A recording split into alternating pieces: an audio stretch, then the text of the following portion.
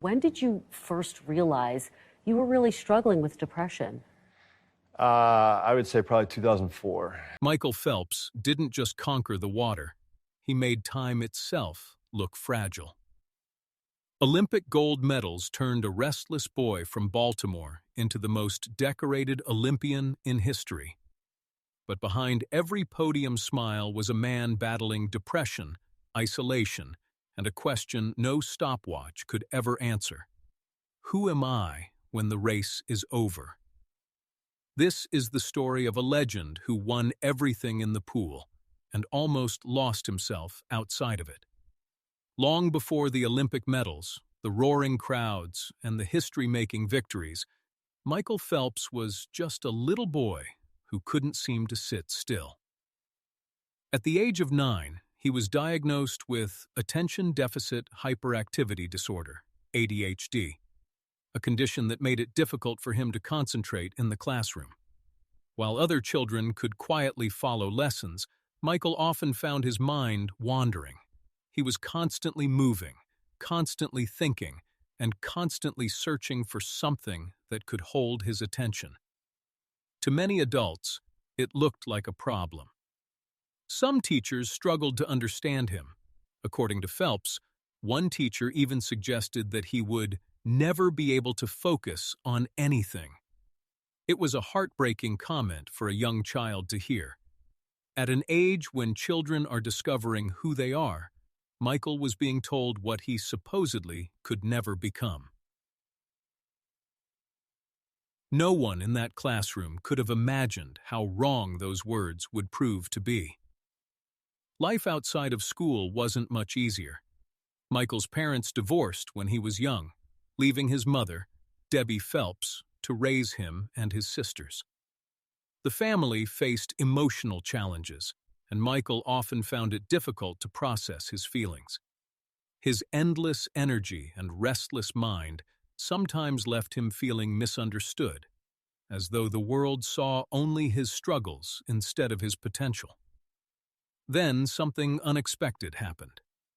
His mother encouraged him to spend more time outdoors and the swimming pool, not with dreamed of Olympic glory, but simply as a healthy way to channel his seemingly endless energy.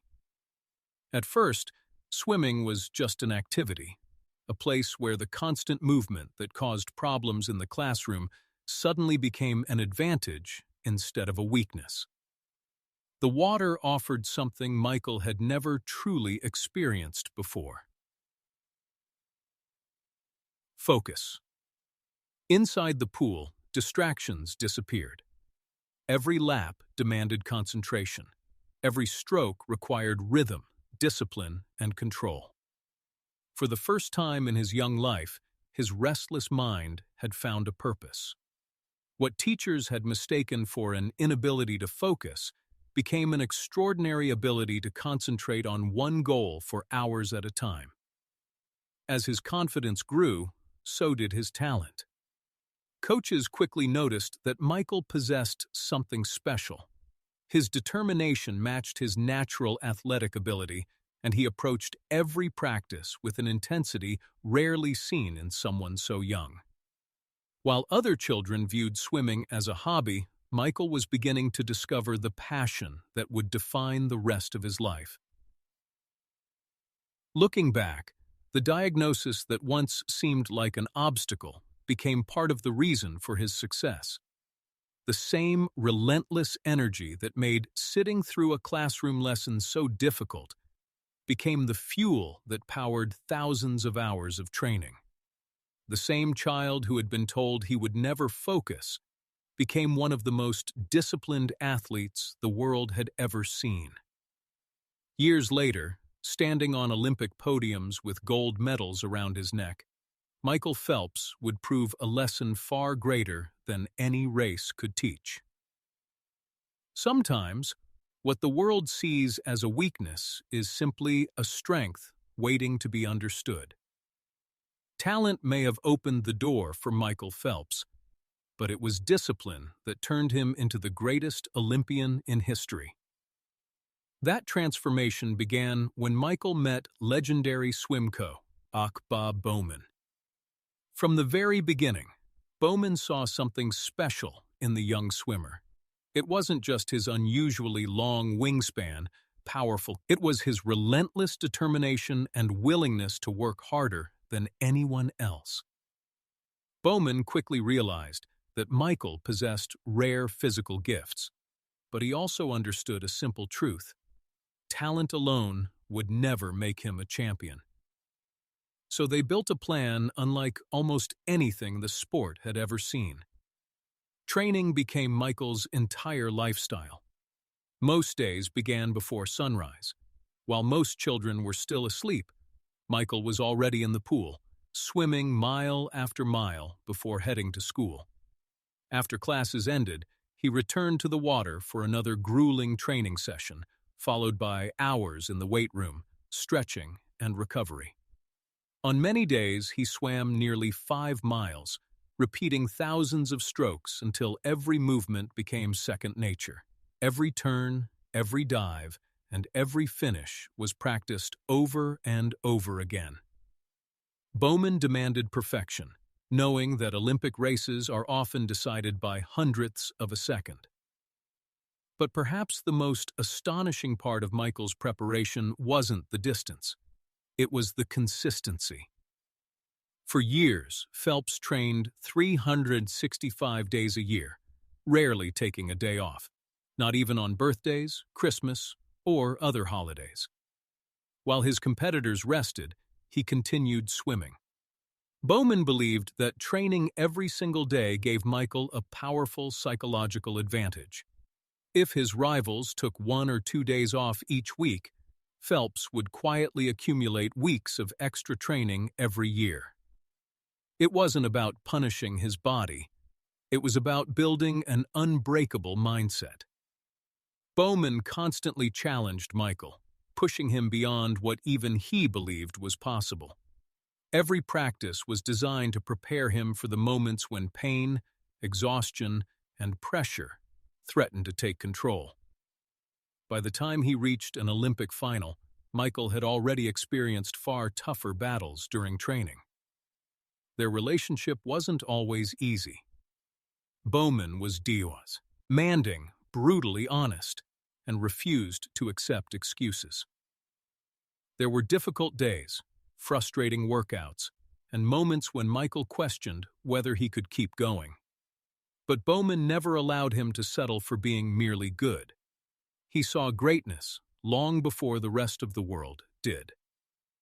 Over time, coach and athlete developed a bond built on trust, discipline, and an unwavering commitment to excellence. Together, they transformed raw potential into extraordinary achievement. Looking back, Michael Phelps's success wasn't created in the Olympic spotlight. It was forged in the quiet mornings before dawn. In the endless laps, no one ever watched. In the sacrifices, no one applauded. And in the countless hours spent following one coach's belief that greatness isn't born overnight, it is earned, one stroke at a time. Those years of relentless preparation became the foundation for one of the most remarkable careers in sporting history, proving that extraordinary talent may begin the journey, but extraordinary discipline is what finishes it. By the summer of 2008, Michael Phelps wasn't simply competing for Olympic gold. He was chasing history itself. For more than 36 years, one record had stood above all others in swimming.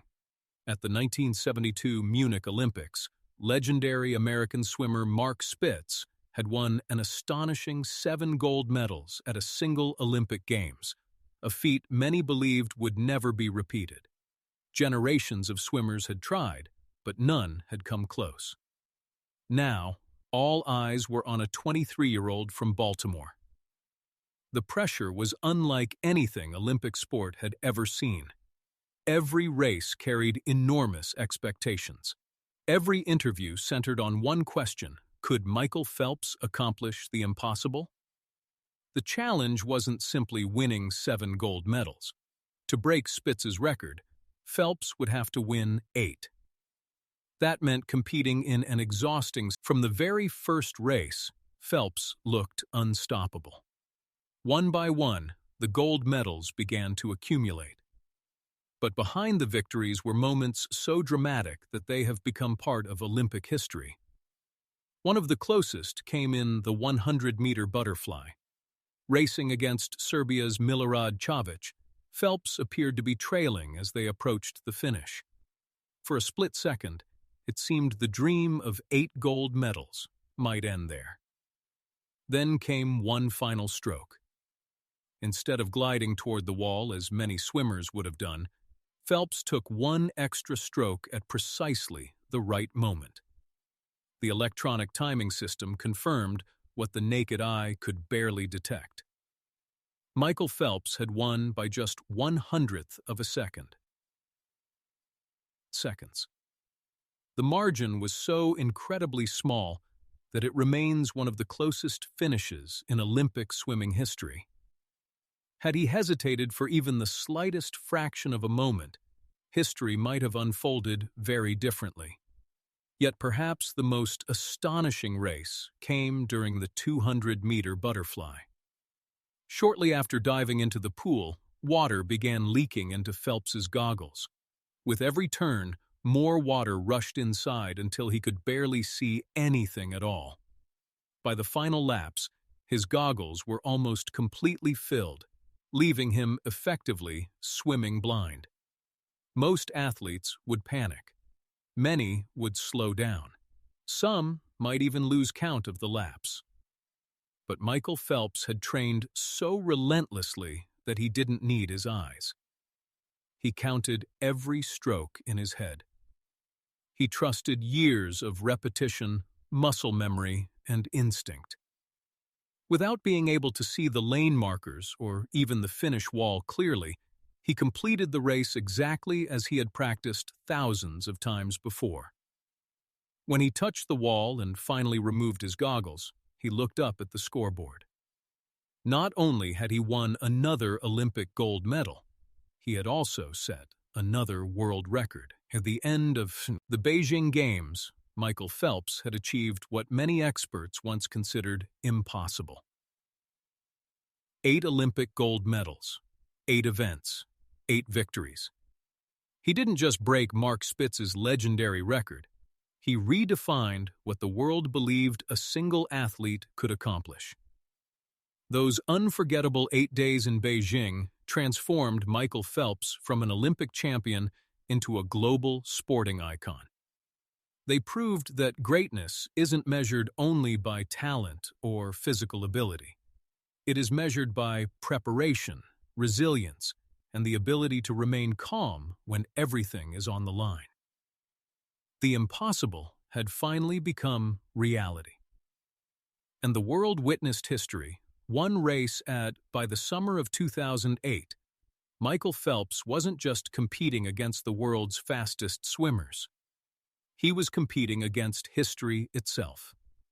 The Olympic Games in Beijing became the stage for one of the greatest athletic performances ever witnessed.